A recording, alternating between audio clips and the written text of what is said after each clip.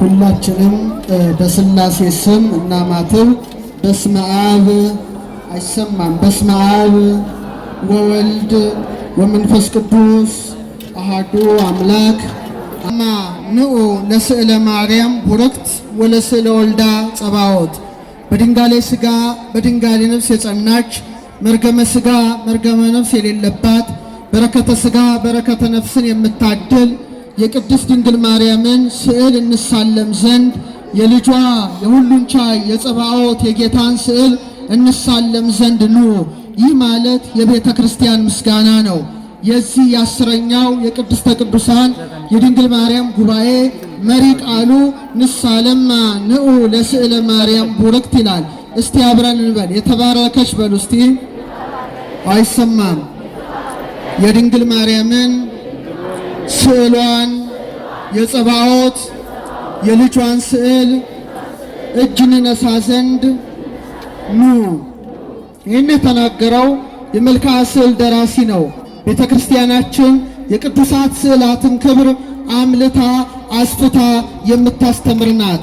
ቅድም ሊቃውንቱ በወረባቸው ላይ እለትነብሩ ተንሥኡ፣ የተቀመጣችሁ ሰዎች ተነሱ፣ ዝም ያላችሁ ሰዎች ደግሞ ተናገሩ፣ ድንግል ማርያምን በምስጋና ቃል ጥሩ፣ በስዕሏን ፊት ጸልዩ፣ እሷ ማናት የአብ ሙሽራ ብለው አመስግነዋልና ቤተ ክርስቲያናችን ክብረ ቅዱሳት ስዕላትን ከብሉያት ከአዲሳት ከቤተ ክርስቲያን ትውፊት አውጣታ የቅዱሳት ስዕላትን ክብር ትመሰክራለችና ሊቁ ምን አለ?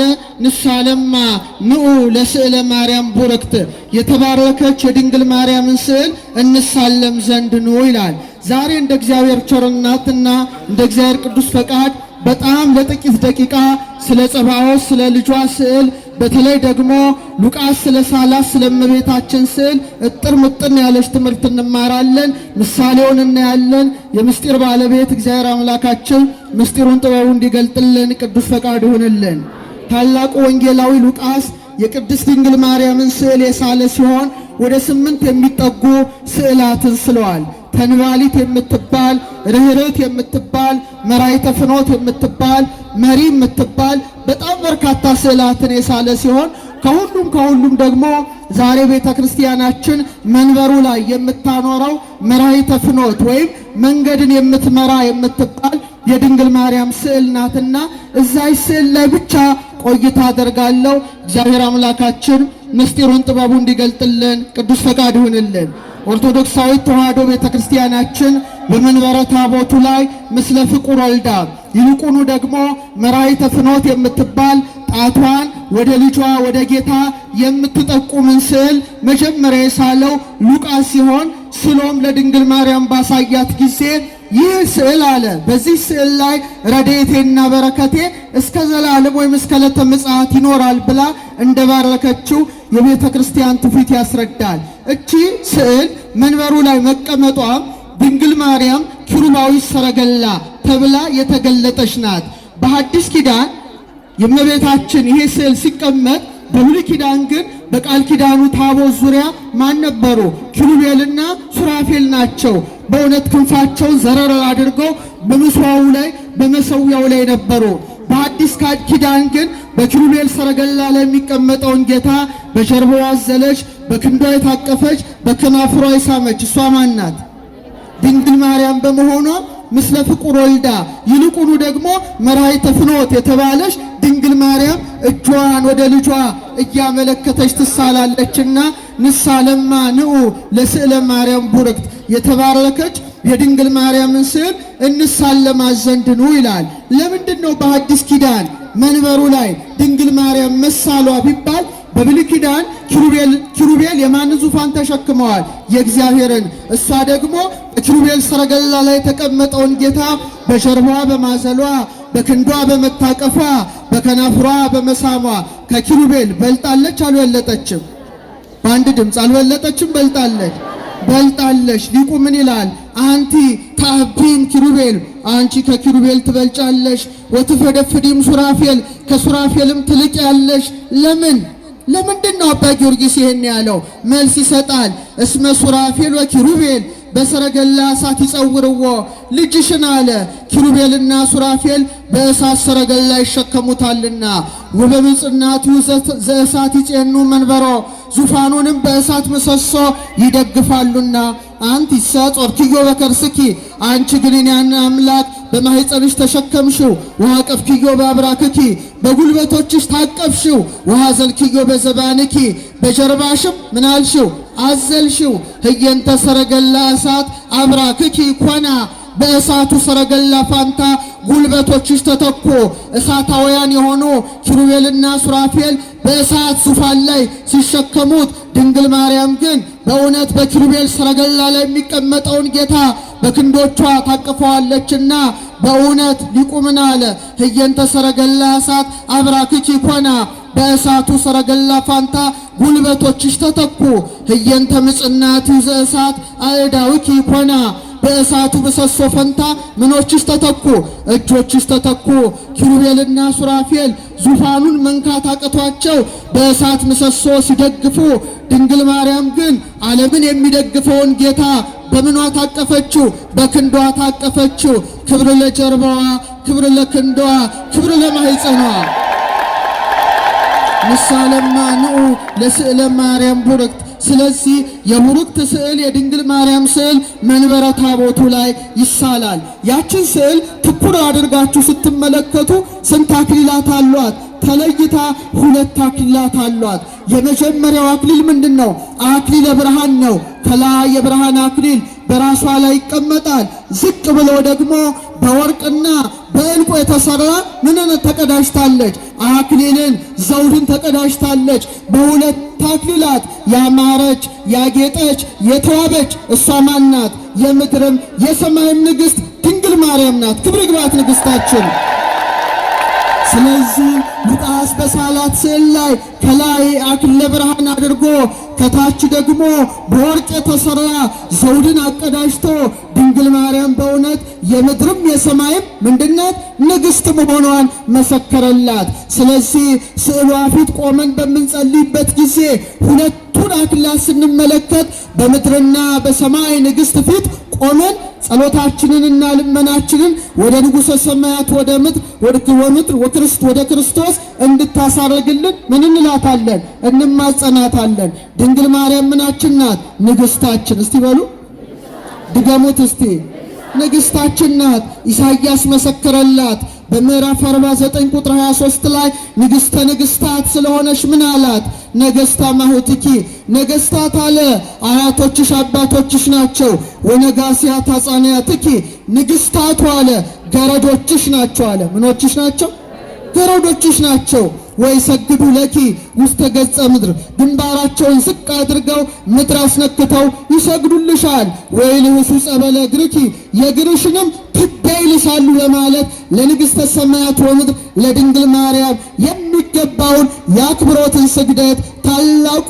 ነቢይ ኢሳይያስ መስክሯልና በስዕሏ ፊት እንሰግዳለን እኛ ኦርቶዶክሳውያን ንግሥታችን ናት ንግሥታችን ናት ኢሳይያስ ብቻ መስክሮ አልቀረም ዮሐንስ በራእዩ በምዕራፍ 12 ቁጥር 1 ላይ ወአስተርአየ ተአምራቢ በውስተ ሰማይ በሰማይ ውስጥ አለ ታላቅ ምልክት ታየ አለ ቀና ብሎ ሲመለከት ማንን ተመለከተ ወንድ ልጅ የወለደችውን ድንግል ማርያምን ተመልክቷል ሲመለከታት ደግሞ እንዲሁ አላያትም በእሲትን ተትለብስ ፀሐይን ተጎናጽፋ ምንን ለብሳ ድገሙት ምንን ለብሳ ፀሐይን ተጎናጽፋ ወወርታይተ እግርሃ ጨረቃን ከእግሮቿ በታች ጫማው አድርጋ ወዲበ ርእሳኒ አክሊል ዘአሰርቶ ክልኤቱ ከዋክብት በራሶቿም ላይ ንግሥተ ንግሥታት ናትና 12 ከዋክብት ያለበትን ዘውድ ደፍታ ድንግል ማርያም በሰማይ ተገለጠች ደስ ይበላችሁ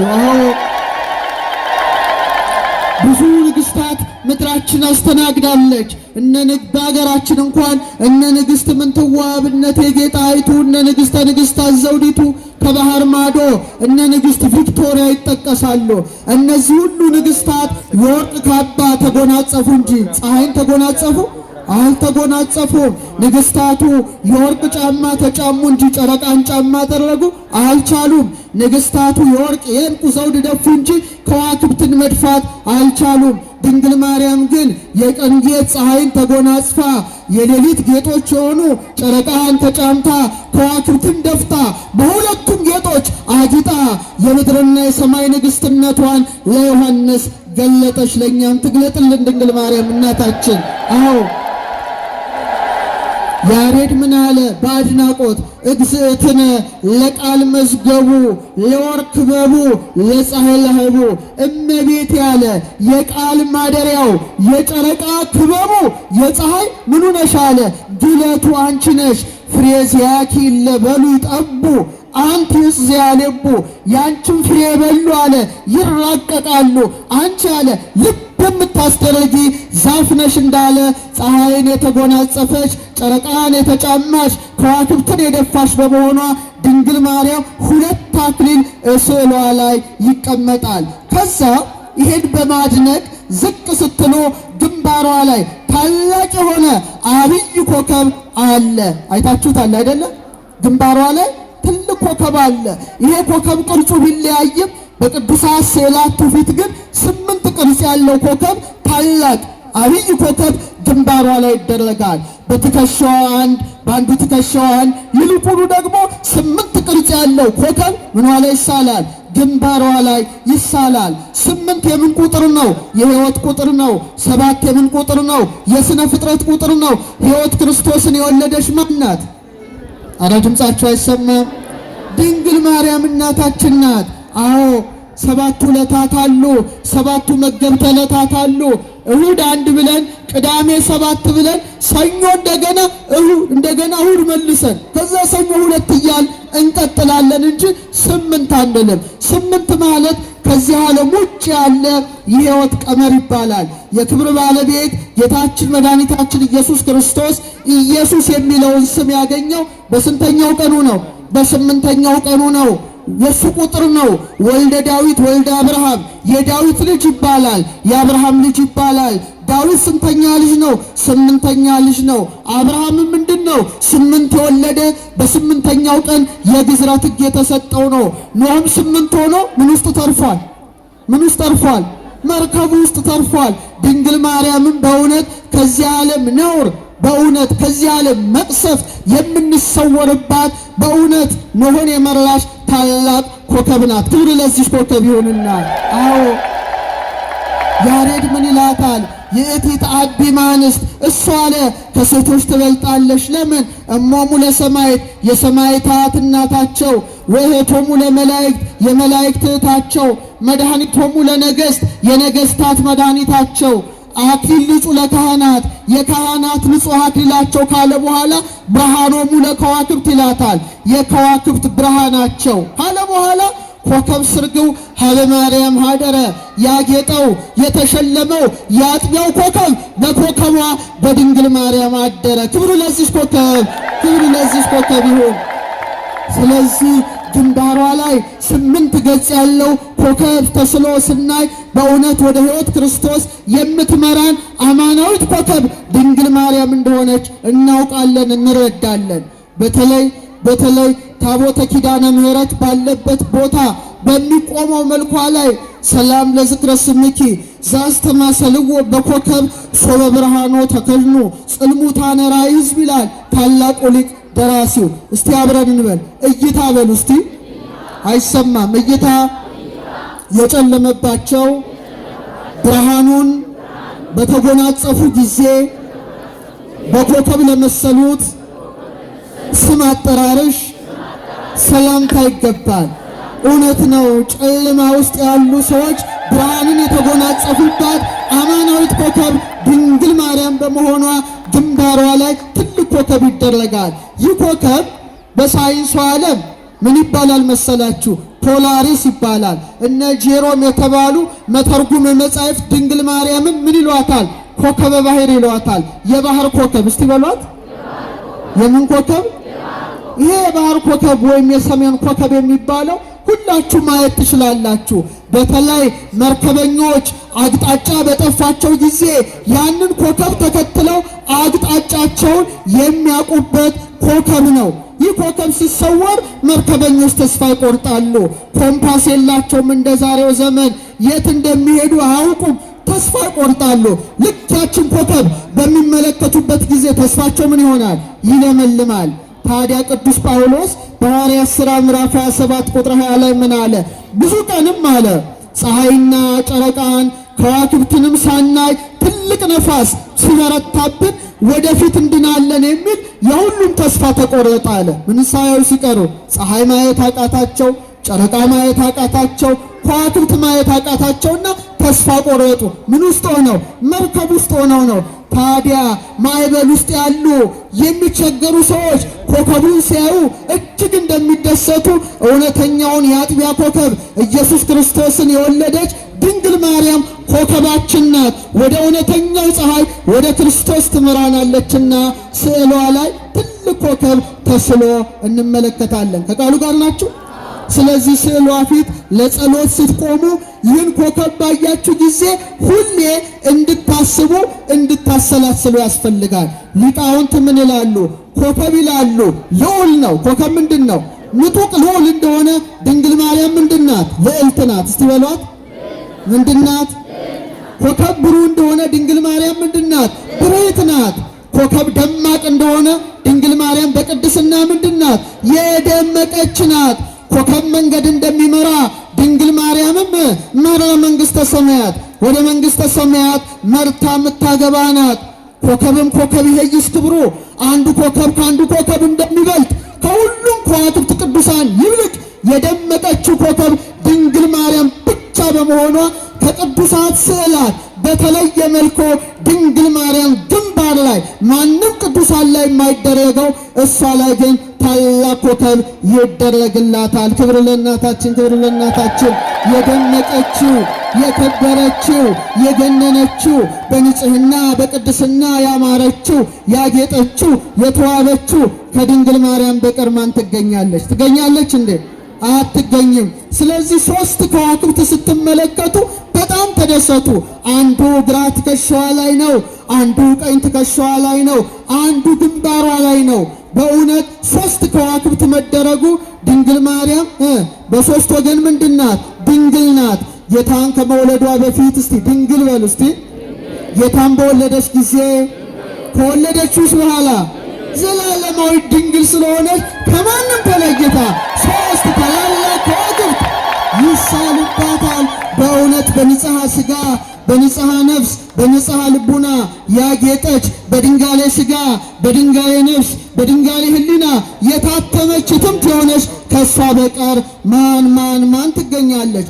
እንደውም ከግንባሯ ከትከሻዎቿ አልፎ በአንዳንድ ስዕላቷ ላይ ልብሷ ላይ ሁሉ ከዋክብት ይረጭበታል። ለምን? ሰማይን በምን አስጌጧል ጌታ? አረ መልሱልኝ። ሰማይን በከዋክብት ያስጌጠውን ጌታ ዳግሚት ሰማይ ሆና በማኅፀኗ የተሸከመችው በአንድ ላይ ስሟ ማን ይባላል? ማርያም። እስቲ በሉ ድገሙት እስቲ። ሰማይን በምን ያስጌጠው? ሰማይን በምን ያስጌጠው? በከዋክብት በፀሐይ በጨረቃ ያስጌጠውን አምላክ ዳግሚት ሰማይ ሆና በማኅፀኗ ተሸከመችው፣ በጀርባዋ አዘለችው። ስለዚህ ልብሷ ራሱ ሰማያዊ መሆኑ ድንግል ማርያም ምንድን ናት? ሰማይ። እስቲ በሉ ቆይ እስቲ ጥያቄ ልጠይቃችሁ። እግዚአብሔር የት ነው ያለው? ምድር ላይ የለም? አባታችን ሆይ በምን የምትኖር? ምድር ለቆ ሰማይ ላይ ያለ ማለት ብቻ አይደለም። ሰማይ ከፍ ያለ እንደሆነ ልዑል ነው ማለታችን እንጂ ከጽርሐ አርያም በላይ ርዝመቱ፣ ከበርባሮስ በታች ጥልቀቱ፣ ከአድማስ እስከ ናጌብ ስፋቱ፣ ከምስራቅ እስከ ምዕራብ ርዝመቱ የማይባለው ማን ነው? እግዚአብሔር ነው። እና እግዚአብሔር እንዲህ አለ፣ ሰማይ ዙፋኔ ነው፣ ምድር የእግሬ መረገጫ ናት። ለእኔ ምን አይነት ቤት ትሰራላችሁ አለ። ሰማይ ምኔ ነው? ምድር ምኔ ነው? በቃ እግዚአብሔር አጣባ ማደሪያ ያጣ። ሰማይ ዙፋኔ ነው አለ፣ ምድር የእግሬ ታዲያ ምን አይነት ቤት ትሰራላችሁ አለ። ለካ እግዚአብሔር አንዲት ሰማይ አንዲት ምድር ነበረችው። እሷ ማን ትሆን? ድንግል ማርያም ናት። ሰማይ ዙፋኔ ነው እንዳለ 9 ወር ከ5 ቀን ማኅፀኗን እንደ ዙፋን አድርጎ ምን ሆነ? ተቀመጠ። ምድር የእግሬ መረገጫ ናት እንዳለ 9 ወር ከ5 ቀን እግሩ ተረገጣት። ዳግሚት ሰማይ ዳግሚት ምድር ሆና ተገኝታለችና በልብሷ ላይ ከዋክብት ተበትነው ከርሰ ድንግል አብዮተ ለዓለም አየራት። የድንግል ማርያም ማኅፀን ከአየራት በለጠ። ወተሰብሐ እምሱራፌል ወኪሩቤል በኪሩቤል በሱራፌል ዘንድ ተመሰገነ። ከርሰ ድንግል ሆነ ታቦቶ ማኅደረ ለእግዚአብሔር አዶናይ አዶናይ ለተባለ ለእግዚአብሔር ማደሪያውን ሆነ ተብላ ተመሰገነች። ልልልልል ዳግሚት ሰማይ ዳግሚት ምድር ናት ድንግል ማርያም። ረድኤቷ በረከቷ ይደረብን እና ከከዋክብቱ ከግንባሯ ትንሽ ዝቅ ስትሉ ይሄን ነገር እጠቀልላለሁ። ምን ታያላችሁ? አይኖቿ እስቲ በሉ ድገሙት እስቲ። አቤት አይኖቿ እንዴት ደስ ይላሉ። ሰሎሞን እኮ አስቀድሞ በመኃልየ 7:5 ላይ ምን አለ? አይኖችሽ አለ እንደ መላ ኩሬ ውሃ ናቸው አለ። እነዛ የጠሩ እንደሆነ የድንግል ማርያም አይኖች ምኖች ናቸው? የጠሩ ናቸው። እስቲ የጠሩ ናቸው በሉ እስቲ። አዎ ርኩሰት ምንም አልነካቸውም። ትዕቢት ፈጽሞ አላጨለማቸውም። ቁጣ አልሸፈናቸውም። ኃጢአት አላደበዘዛቸውም። ምንም ማታለል አልደረሰባቸውም። አይኖቿ በምን የተመሉ ናቸው? በብርሃን የተመሉ ናቸው። በርኅራኄ የተመሉ ናቸው። በፍቅር የተመሉ ናቸውና ምእመናን በስዕሏ ፊት ቆመው ሲጸልዩ ልጅ የእናቱን አይን አይቶ ሮጦ ወደ እቅፏ እንደሚገባ ልባቸው በፍቅር እቅፏ ውስጥ ምን ይሆናል? ይገባል። ከመትፌሳ ሕፃና ለአባ ጽጌ ድንግል ሶበ ይሬ እሞ እትፌሳ አንሰ ስእለኪ በርእዮ ወተሳልሞ። ሕፃን አለ እናቱን ባየ ጊዜ እንደሚደሰት አለ እኔም በስዕልሽ ፊት መቆም መሳለምና የስዕልሽን አለ እሟ ብዬ መሳም ደስ ይለኛል አለ። በተለይ ስዕሏን ስትመለከቱ አቤት አይኖቿ፣ የአይኖቿ ብሩህነት ደስ አያሰኝም? አያሰኝም ወይ? እልል በላ ያሰኛል። ይህ እኮ ጸጋ ለእኛ ብቻ ነው የተሰጠው። አባ ጊዮርጊስ ምን አለ? አልቦ ዘይበርም ጸዳላይንኪ ከአይንሽ ብርሃን የሚበራ የለም አለ። ኢቬዚያን በለብል በገጸ ሰማይ በሰማይ ፊት የሚንተገተግ ኮከብም ቢሆን ወይ ባህሪ ዘያንጸበርቅ ዲበረተ ነገሥት በነገሥታት ላይ ራስ ላይ የሚያበራው የወርቅ ዘውድ የዕንቁ ዘውድ እንኳን ቢሆን አለ እንዳንቺ አይኖች አለ አያምርም አለ። እውነት ነው። የድንግል ማርያም አይኖች የተለዩ ናቸው። ርኩሰት ያላያቸው አይኖች ናቸው። በቤተ መቅደስ ሳለች አይኖቿ ማንን ተመለከቱ? ፋኑኤልን እስቲ በሉ። መላእክትን ተመለከቱ። የካህናት አገልግሎትን ተመለከቱ። አይኖቿ አላደፉ። ሁሌ ወደ ምስራቅ ትመለከት ነበረ። የኢሳይያስን መጽሐፍ ታነብ ነበረ። የነ ዘካርያስን አገልግሎት ታያለች። መላእክት ለመመገብ ለምስጋና ሲወጡ ሲወርዱ ትመለከታለች። ከዚህ የበለጠ የሚያምር አይን የት ይገኛል? የመጀመሪያዋ ሴት የሔዋን አይኖች የጨለሙ አይኖች ናቸው። ደም የተመላባቸው አይኖች ናቸው። የደፈረሱ አይኖች ናቸው። ሔዋን ማንን አየች? እባቡን አየች።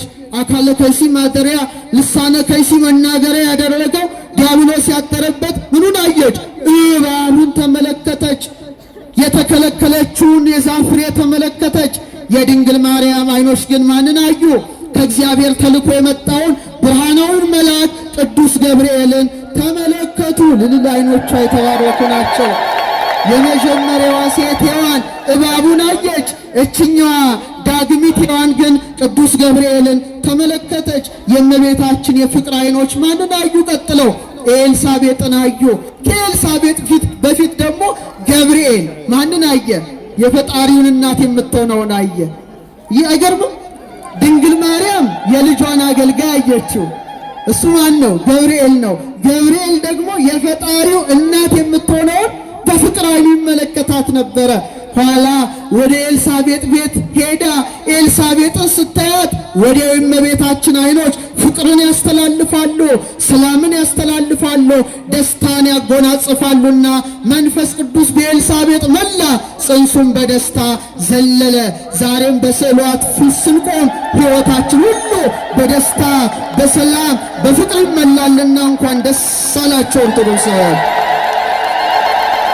ስለዚህ የድንግል ማርያም ዓይኖች ተለቅ ተደርገው ይሳላሉ። ሉቃስ ሲስላቸው ትልቅ አድርጎ ነው የሳላቸው።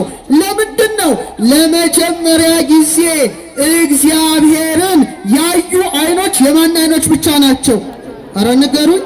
የድንግል ማርያም ዓይኖች ናቸው። በጣም ይገርማል። አንድ ሕፃን ሲወለድ መጀመሪያ የምታየው ማናት? እናቱ ናት። እሱም የሚያው ማንን ነው? እናቱን ነው። ስግው ቃል ክርስቶስ ሥጋን ተዋህዶ በተገለጠ ጊዜ በቤተልሔም በወለደችው ጊዜ ኪሩቤል እንዳያዩት ክንፋቸውን የሚጋርዱለትን ጌታ ድንግል ማርያም ግን በክንዷ አስተኝታ በፍቅር ዓይኖቿ ዓይኑን አየች። ደስ ይላል። አምላክን ያዩ ዓይኖች የድንግል ማርያም ብቻ ናቸው። ለዚህ ነው ሊቁ ምን አሉ? እግዚአብሔር አሉ ዓይኑን ሲገልጥ የተመለከታት ዓይኑንም ሲጨፍን ያያት ድንግል ማርያምን ብቻ ነው አሉ። አቤት እንዴት አይነት አገላለጥ ነው! እግዚአብሔር ዓይኑን ሲገልጥ የተመለከታት በቤተልሔም ግርግም ሰው ነው፣ ፍጹም ሰው ነው። ዓይኑን ሲገልጥ ያቀፈችው እናቱ ናት። የምትስመው ማናት? የምትዳስሰው ማናት? ዓይኑን የምታየው ማናት? መዓዛውን የምታሸተው ማናት? እናት ናት። እሱም ዓይኑን ሲገልጥ ያየው ማንን ነው? እናቱን ነው። 33 ዓመት ከ3 ወር በምድር ላይ ኖሮ በቀራንዮ በዕፀ መስቀል ሲሰቀል አሁንም እናቱ ነበረች። እነኋት እናቴን አደራ ካለ በኋላ ነው ዓይኑን የጨፈነው። ቅድስት ነፍሱን ከሥጋው የለየው። አምላክ ያያት ዓይን፣ አምላክን ያየች ዓይን የድንግል ማርያም ዓይኖች ናቸውና በረከቷ ረድኤቷ ይደርብን። አመስግኗት፣ አመስግኗት፣ አመስግኗት። እስቲ አብረን እንበል። ሔዋን በሉ እስቲ የወንድሙን ደም ያፈሰሰ ቃየልን ተመለከተች። ድንግል ማርያም ግን ለወገኖቹ ደሙን ያፈሰሰ ኢየሱስ ክርስቶስን አየች። ክብር ለዓይኖቿ፣ የሔዋን ዓይኖች አይደሉም። እና የድንግል ማርያም ዓይኖች በጣም የተለዩ ዓይኖች ስለሆኑ ጎላ ተደርገው ይሳላሉ። በኋላ ዝቅ ብላችሁ ስትመለከቱ ግን ጆሮዋ በጣም አይታይም፣ ጫፉ ብቻ ሆኖ እንዲታይ ሆኖ ተስሏል። በደንብ አድርጋችሁ መጎናጸፊያ ያሻሻለ እዚህ ጋር ብቻ በትንሹ ወጥቶ ይታያል። ለምንድን ነው ይሄ የሆነው? በእውነት የድንግል ማርያም ጆሮዎች ከዚህ ዓለም ምኖች የራቁ ናቸው።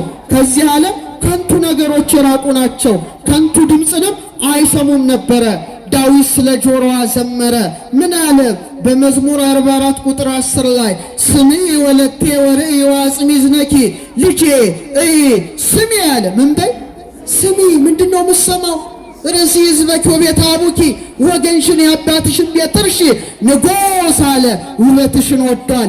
ንጉሡ ማን ነው? ክርስቶስ ነው። ውበቱ ምንድን ነው? ስነ ሥጋዋ ነው። ዳዊት ምን አለ? ያንን ነገር አድምጪ አለ።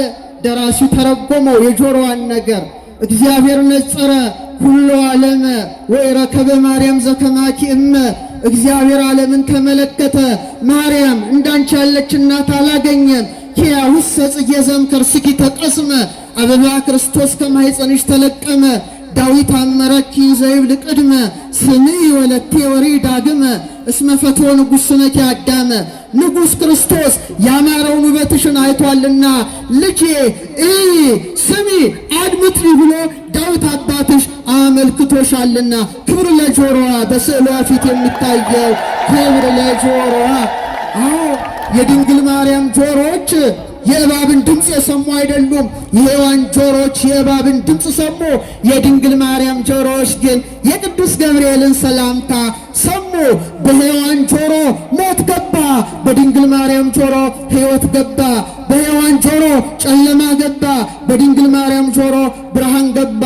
በሔዋን ጆሮ የገባው የሞት መልእክት ድንግል ማርያም የሕይወት አድርጋ የሔዋንን እርግማን ገለባበጠችው። ክብር ለጆሮዋ ይሁንና አዎ ጸጋን የተመላሽ ደስተኛይቱ ሆይ ደስ በልሽ የሚልን ምስጋና የሰማች ከፍጥረታት ወገን እሷ ብቻ ናት። ከኦሪት ዘፍጥረት እስከ ዮሐንስ ራእይ ጸጋን የተመላ ጸጋን የተመላሽ ተብሎ የተጠራችም ከማን በቀር የለችም? እስቲ በአንድ ላይ ኧረ ንገሩኝ። ከድንግል ማርያም በቀር የለችም።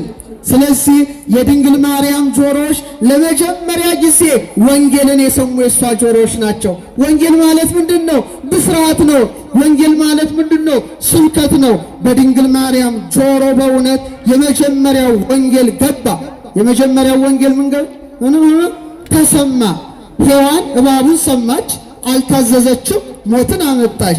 ድንግል ማርያም በጆሮዋ የቅዱስ ገብርኤልን ሰላምታ ሰማች፣ ታዘዘች። ማንን ወለደች? ሕይወት ክርስቶስን። እስቲ በሉት። ስለዚህ የማርያም ጆሮች የሔዋንን ጆሮች የገለበጡ በመሆናቸው በትንሽ ወጥተው ይሳላሉ። ስለዚህ የድንግል ማርያም ጆሮች ከምን ነፃ ናቸው? ከሐሜት ነፃ ነበሩ። ከትዕቢት ድምፆች ነፃ ነበሩ። ከዓለማዊ ጫጫታ ነፃ ነበሩ። በጆሮዋ የገባው ምንድን ነው?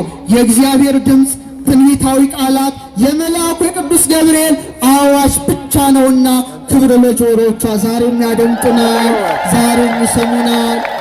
ስለዚህ በተቀደሰ ጆሮዋ የመልአኩን ብስራት ሰማች፣ አመነች፣ ታዘዘች፣ ሕይወት ክርስቶስን ጸነሰች። አሁንም ክብር ለጆሮዋ፣ ክብር ለጆሮዋ፣ ክብር ለጆሮዋ እና ጆሮዋ የሥጋዌ በር ነው በሉት። በቃ እስቲ ጆሮዋ በሉ እስቲ እና መስጥረው ጆሮዋ የምስጢረ ሥጋዌ በሮች ናቸው።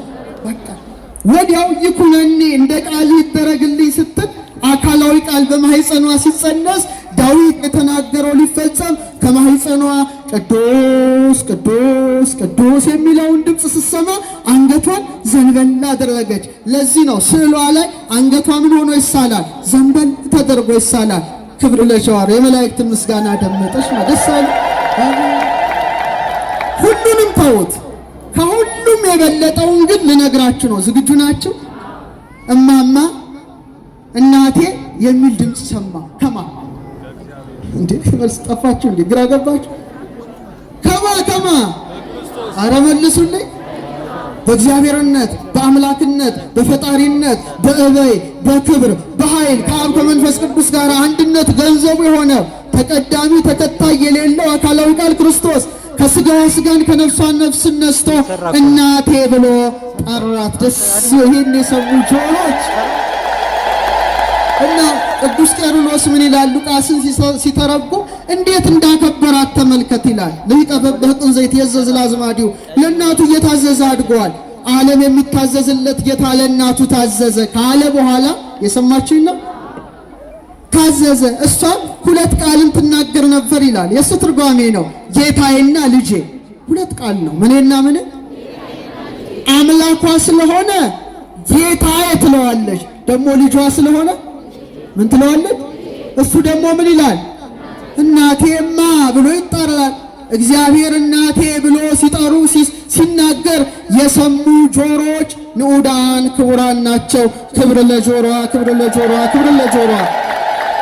መጨረሻ እኔና እናንተን ሁሉ እናት ታረገን ዘንድ የፍቅር እናት ትሆነን ዘንድ የፍቅር ልጆቿ እንሆን ዘንድ በቀራንዮ ላይ ምን የሚል ድምፅ ሰሙ? እነሆ ልጅሽ። እስቲ በሉ እነምን ለሚወደው ተማሪ እነሆ ልጅሽ። ዳዊት ያለው ተፈጸመ። እምነ ጽዮን ይብል ሰብ ሰው እናታችን ጽዮን ይላል። ሰው ምን ይላል? እስቲ እዚህ በቀኝ ያላችሁ ሰው ምን ይላል? በስተግራ ያላችሁ እናታችን ጽዮን የሚለው ማን ነው? ኧረ መልሱ። አያችሁ፣ ድንግል ማርያምን እናቴ ለማለት ሰው መሆን ያስፈልጋል። ከርከሮ ከሆንክ፣ አሳማ ከሆንክ፣ ጅብ ከሆንክ፣ ፈረስ ከሆንክ ጽዮን አትላትም። ዳዊት ያለው ምንድን ነው? እምነ ጽዮን ይብል ሰብ ሰው እናታችን ጽዮን ይላል። ወብእሲ ተወልደ በውስቴታ ስጋን የተዋሃደ አካላዊ ቃል ከሷ ተገለጠ። ደስ ይበላችሁ እናቴ ብሎ እግዚአብሔር ተናገረ። ስለዚህ ምእመናን እስቲ በምስጢራዊ ቃላት ጆሮዋን እናወድስ። ጆሮዋ በሉ እስቲ የመለኮታዊ ጥበብ በሮች፣ ድህነት የገባባቸው ደጃፎች፣ የእምነት መተላለፊያዎች፣ የመታዘዝ መሳሪያዎች፣ የሔዋንን እርግማን የገለባበጡ ጆሮዎች ተመልከቱ፣ የእሷ ነው። ጆሮ የእግዚአብሔርን ቃል ሰማ፣ ማኅፀኗ የእግዚአብሔርን ቃል ተሸከመ፣ ሕይወቷ የእግዚአብሔርን ቃል አከበረ። እናታችን ድንግል ማርያም ከእሷ በቀር ማን ሊሆን ይችላል? በመጨረሻ አፏን አንስቼ ትምህርቴን አበቃለሁ። ከናፍሯን ተመልከቱት። ዝቅ ስትሉ አፍንጫዋ እንደ ደማስቆ ግንብ ሰሎሞን እንዳለው ቀጥ ተደርጎ ከተሳለ በኋላ ዝቅ ተደርጎ ደግሞ ከንፈሯ ትንሽ ተደርጎ ይሳላል። ለምን? ድንግል ማርያም ሕይወቷ ምንድን ነው? የአርምሞ ሕይወት ነው። የዝምታ ሕይወት ነው። በጣም የሚደንቅ ሕይወት ነበራት። እነሆኝ የጌታ ባሪያ እንደ ቃል ይሁንልኝ ብሎ የተናገረ የተቀደሰ ከንፈር ነው። ሰሎሞን ይዘምርላታል። ከመፍሶ ቀይ ከናፍርኪ ንባብኪ አዳም፣ ከንፈርሽ አለ እንደ ቀይ ሐር ፈትል ነው፣ ቃልሽም ያማረ ነው። ቃልሽ ምንድን ነው? አቤት የእመቤታችን ቃላት እንዴት የጣፈጡ ናቸው! እንዴት ያማሩ ናቸው! እንዴት የተዋቡ ናቸው! መኃልየ 4:12 ላይ ሰሎሞን ምን አለ? ከከንፈርሽ አለ የማር ወለላ ይፈሳል፣ ከአንደበትሽም በታች አለ ወተትና ማር ነው አለ። ወተትና ማር ማለት ብሉይና ሐዲስ የሚነገርበት ከንፈር ነው። የሔዋን ከንፈርን እስቲ ዝም ብላችሁ አስቡት። ስታስቡት ራሱ ደስ አይልም። ለምን? የተከለከለውን የሞት ዛፍ የያዘ የተከለከለውን የሞት ዛፍ የተመገበ ከእባቡ ጋር የተነጋገረ ሞት የገባበት አፍ የሔዋን አፍ ነው። የድንግል ማርያም ከንፈሮች ግን ይኩነኒ በከመ ትቤለኒ ነያመተ እግዚአብሔር፣ እኔ እግዚአብሔር አገልጋዩ ነኝ እንደ ቃል ይደረግልኝ አለች። ክብር ለእመቤታችን ከንፈር። አዎ ሕይወት ገባ፣ ሕይወት ገባ። አፏ ሰማያዊ ብስት ተመገበ፣ ከናፍሯ ቅዱስ ቃልን አወጣ። የሔዋን አንደበት ከእባብ ጋር ሲነጋገር፣ የድንግል ማርያም አንደበት ግን ከቅዱስ ገብርኤል ጋር ምን ሆነ? ተነጋገረ። ከልጇ ከክርስቶስ ጋር ተነጋገረ። ያሬድ እንዲህ አለ፣ ነጽሩ ሊተ ድንግለ ህትምተ መዓዛ አፉሃ ይጼኑ ፍረተ። የአፏ መዓዛ እንደ ሽቱ የሚያውድ የታተመች አዳራሽ ድንግልን ይሁልኝ አለ። ቤተ ክርስቲያን ታሳያታለች፣ ትገልጣታለች። እመቤቷን ንግሥቷን ረድኤቷ በረከቷ ይደርብን። ስለዚህ በእውነት ከእመቤታችን አንደበት በረከት አለ። ከእመቤታችን አንደበት ውዳሴ አለ። የእመቤታችን አንደበት እውነት ተናግሯል። የእመቤታችን አንደበት ምሕረትን ይለምናል። የእመቤታችን አንደበት ፈውስን ያዛል። ለታመሙት ሁሉ ድንግል ማርያም ፈውስን ትስጣቸው። በመጨረሻ ልብሷን ብቻ ላብቃ ጠቅልለው ልብሷን እስቲ ተመልከቱ። ልብሷን ተመልከቱ። አያችሁ? ቀለሙ ምንድን ነው? አረ ንገሩኝ። ከውስጥ ምንድን ነው? ከውስጥ ምንድን ነው? ከላይ ምንድን ነው? ይሄ ነው። ንሳለማነው ለስዕለ ማርያም ቡርክት። የእስራኤል ደናግል ቀይ ለብሰው ይታያሉ። እናቶች ሲሆኑ ደግሞ ሰማያዊ መጎናጸፊያን ይጎናጸፋሉ። በአንዴ ቀይ በአንዴ ሰማያዊ መጎናጸፍ አይቻልም። ምክንያቱም ድንግል ሲሆኑ እናት መሆን አይችሉም። እናት ሲሆኑ ድንግልና የላቸውም። ድንግል ማርያም ግን እናትነትን ከድንግልና ጋር አስተባብራ የተገኘች ብቸኛ እናት በመሆኗ ከውስጥ ቀይን ከላይ ሰማያዊ ደርባ ተገለጠች። ከሷ በቀር ማናለች? በሷ የተቃርኖ ሥራ ይነበባል። የተቃርኖ ሥራ ይተረጎማል። ሲተረጎም ግን በበጎ ብቻ በበጎ ብቻ። ዓለም ከተፈጠረ ጀምሮ ይላል ኤፍሬም ሶርያዊ፣ እናት ሆና ድንግል ድንግል ሆና እናት የምትሆን አለች? የለችም። የምን የተፈጥሮ ሕግ ይከለክላታል። በድንግል ማርያም ላይ ግን አለ ተፈጥሮ አልሰራችም። የተፈጥሮን ሕግ ሁሉ ሰባብራ በቀይ ቀሚሷ ድንግልናዋን በሰማያዊ መጎናጸፊያ እናትነቷን ያመለከተች ከሷ በቀር ማን ትገኛለች? ወደር የሌላት እናት ናት። ወደር የሌላት ውብ እናት፣ ውብ እናት ከሷ በቀር። እናት ስንላት ድንግል፣ ድንግል ስንላት እናት፣ ወተት ስናይ ድንግል፣ ድንግል ስናይ ወተት። እስቲ እንደዚህ በል፣ ፈጣሪዋ ነህና በሉ እስቲ። አይሰማም ባካችሁ። ፈጣሪዋ ነህና ለድንግል እናት ለጡቶቿ ወተትን ሰጠ። አይገርምም? ኤፍሬም ነው ያለው። ፈጣሪዋ ስለሆንክ ወተትን ሰጠ። ልጇ ስለሆንክ አለ ከሰጠሃት ወተት መልሰ ጠባ። ለአንተ ለሁሉ መጋቢ የውሰት ወተት ሰጠች። የተውሶ የጊፍት ማለት ውሰት አይደለም። ውሰት እንኳን ጊፍት ስጦታ ነው። የሚበደር ብድራት ያበደራት ማን ነው? ራሱ የጠባው እኮ ጌታ ነው ያበደራት። ታውቃለሽ? ያበደራትን ወተት ነው የጠባው። ይሄ ነገር የተቃርኖ ነገር እሷ ላይ ብቻ ነው። በጣም እኮ የሚገርም ነው። እዛ ዓመቱ ሞረሰያ አገልጋዩ ስትሆን እናቱን ማድረጉ፣ ፈጣሪዋ ሲሆን ከሷ መወለዱ።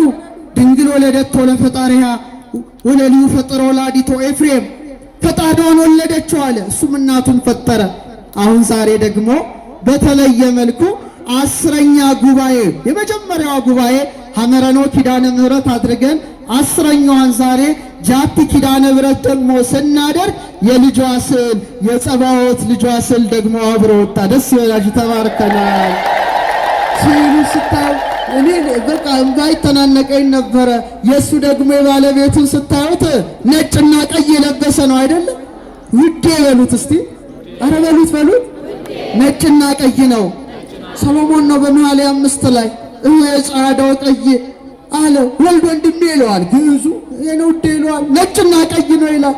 በጣም ደስ ይላል። ቀይ ምንድነው? ስጋን ተወህዷል። ምንን ተወህዷል? አዎ ለምን ትቄህ አልባሲከ ኢሳይያስ ነው። ልብስ ስለምን ቀላ ይለዋል። ከለሜዳን ለብሷል፣ ነጭ ለብሷል፣ ትንሣኤውን ገልጧል። ነጭም ቀይም አበባ ኢየሱስ ክርስቶስ ነው። ክብር ምስጋና ለስሙ ይሁን፣ ክብር ምስጋና ለስሙ ይሁን። ወያጽብ በወይን አልባሲሁ ልብሱን በወይን ዘለላ ያጥባል፣ ወበደም አስካል ሰንዱኖ ተብሎ የተነገረለት የኔና የናንተ ጌታ ለድህነት ዓለም ደሙን ያፈሰሰ ማን ነው? ኢየሱስ ክርስቶስ ንጉሳችን፣ ሕይወታችን፣ ብርሃናችን ቀይ ለብሶ ትንሣኤውን ገልጧል። በታቦር ተራራ ላይ ልብሱ ነጭ ሆኗልና ነጭን ለብሶ ወጥቶ ሁላችንም ተባርከናል። ደስ ይበላቸው ኦርቶዶክሳውያን። ከዚህ የበለጠ ምንም የምንነጋገረው ነገር የለም። አምላካችን ክብር ምስጋና ለስሙ ይሁን። ለዚህ ዕለት ያደረሰን ንጉሠ ነገሥት አምላከ አማልክት የሕያው እግዚአብሔር ኢየሱስ ክርስቶስ ክብር ምስጋና አምልኮትና ወዳሴ ለስሙ ይሁንለት። እስቲ አመስግኑት። የመጨረሻ ምስጋና ነው። ስለዚህ እንደ እግዚአብሔር ቸርነትና እንደ እግዚአብሔር ቅዱስ ፈቃድ ይህ ታላቅ ክብረ ቅዱሳት ስዕላትን የሚዘክር ይሄ ነው ቤተ ክርስቲያን አከባበሯ። የቅዱሳት ስዕላት የምሰጠውን ክብር ሊቃውንት ሲያስተምሩን አባ ጽጌ ድንግል ምን ይላል? እንዘ ትነጽፍ ዘርቤታተ ይሄ ነው ወትነሰንስ መጽሬየ ለክብረ ስዕልኪ ድንግል ትሰግድ ነፍሴ ምንጣፍ እያነጠፈች። መጽሪ ማለት የእንቡጤ አበባ ማለት ነው። እየበተነች ወትነሰንስ መጽሬ እንዲህ እየበተነች ቅድም ሴቶቹ ሲበትኑ እንደነበረ ድንግል አለ ለስዕልሽ ክብር ሰውነቴ ምን ትላለች? ትሰግዳለች እንዳለ በደመቀ መልኩ 10ኛ ፍጹም ቁጥር ነው። ጃቲ አክብረናል። እንኳን ደስ አላችሁ፣ እንኳን ደስ አላችሁ። በዚሁም ላይ ደግሞ ኦርቶዶክሳውያን አብዛኞቻችሁ የመጣችሁት እመቤታችን ጸሎታችንን ልመናችንን ታሳርግልናለች። ከስጋዊ ሕመምም ከኃጢአትም ካመጣው በሽታ ድንግል ማርያም በምልጇ ከልጇ አስታርቃ ምን ትሰጣለች? ታሰጣለች። ምሕረትን ታሰጣለች። ታሰጠን ድንግል ማርያም። ይልቁኑ ደግሞ አሁንም በጋግሜ ማመስገን እንፈልገው በዚህ ሁሉ 10 ጉባኤያችን ላይ ፖርት ሳይድ አባ ብሶይ ቤተክርስቲያን ያሉት ፋዘር ቤሜንን ባመሰግናቸው ደስ ይለኛል። ምክንያቱም ከ30 ዓመት በላይ እስካሁን ያለ ማቋረጥ ከስዕለ ማርያም ላይ ጠብ እያለ የሚወርደው ፈዋሽ ወዝን ያለ መታከት የሚልኩልን ታላቅ አባት ናቸው። አመስግኑልን፣ ይደርሳቸዋል በእውነት። ሰላም ለስዕልኪ ሀፈ ማህያዌ በጼዴንያ ወግብፅ ዘውሃዘት በይሳዌ። ድሮ በኢትዮጵያ ሪኩ ትሩፈ ይላል አባ ጽጌ ድንግል። ጥንት ነበር ማለት እኮ ነው። ከመታውዝ ያፈ እንደምታንጠባጥቢ ዘሰማይኩ በጼዴንያ ተአምረኪ ጽሁፈ። በጼዴንያ ተጽፎ የሰማሁትን ተአምር አለ በኢትዮጵያ ሪኩ ትሩፈ። በስቶ ተባስቶ በኢትዮጵያ ይቻለው አለ። አሁን ኃጢአታችን መሰለን ቆሟል። እዛ ግን ያለ ማቋረጥ እስካሁን የጽጌረዳ መዓዛ የምትመስል መዓዛዋ ነፍስን ከስጋ ለመለየት የምትቃረብ ካንሰር አይሉት ምን አይነት ያለም በሽታዎች ሁሉ በፊቷ የወደቀ ሆነ የተቀደሰ ወዝን የምታፈስ የድንግል ማርያም ስዕል ናት። ክብር ለእመቤታችን። እስካሁን መላው ዓለም ሄዶ ይሳለማል። እኔም አሁን በእውነት እግዚአብሔር ፈቅዶ ለቁስቋም ሄጄ ነበረ።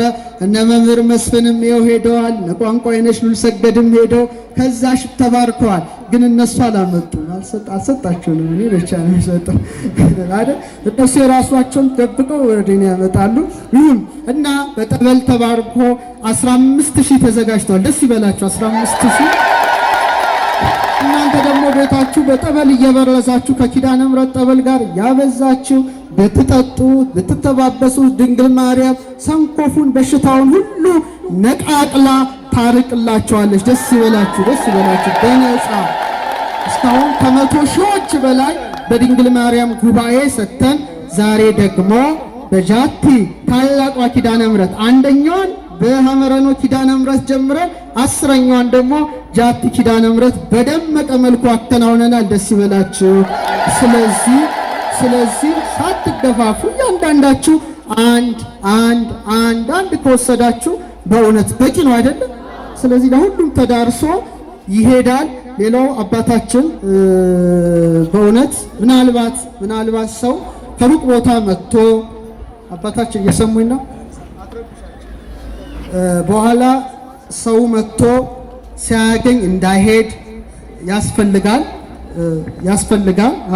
ስለዚህ ምናልባት ሰው እንኳን ካላገኘ እናንተ ታመጡ እንዴ ቆንቆይ ነሽ ኪስ የለም አላመጣ ፎርት ሳይድ ያኔ 3 አስረክብ ያለው ጀሪካን ውስጥ ተጨምሮ ሰውም ተሰልፎ ቢሆን ሳያገኝ እንዳይሄድ ያው አስረክብ ያለው እኔ እንዳትጠይቁ አመስግኑ እግዚአብሔር ሰጥቻለሁ ለማለት ነው። ይሄ ኦሪጂናሉ ነው። ከስዕሏ ላይ ጠብ እያለ በእንዲህ መልኩ ተጠራቅሞ ነው። እኛ ግን ይሄን ሁሉ እንኳን እዛም አይሰጥም፣ እዛ አንድም ነው የሚሰጣችሁ። እሳቸው ግን በእውነት ወይዘሮ አመለወርቅ አመሰግናለሁ። የቀርሜሎስ አስጎብኝ